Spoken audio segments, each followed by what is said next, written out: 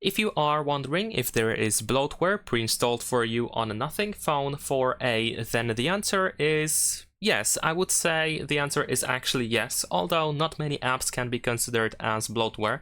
So if we take a look at the app drawer right after the initial configuration, you can find that many of these apps are either Google apps or Nothing apps, which is of course fine, I would say.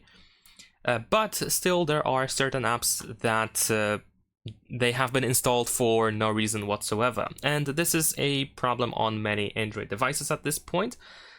I don't think there's any Android smartphone that does not have them, maybe Google Pixel, but I'm not entirely sure now. For example, we have Facebook pre-installed, we have Instagram and TikTok, and yes, of course, these apps are used by many people around the world, so for some people this might be just a convenient thing that they have been already installed for you, but still I would say that this can be easily considered as bloatware. So not many of these apps, of course, have been pre-installed that can be considered as bloatware, unless you consider some of these Google apps as bloatware as well, but personally I wouldn't do so.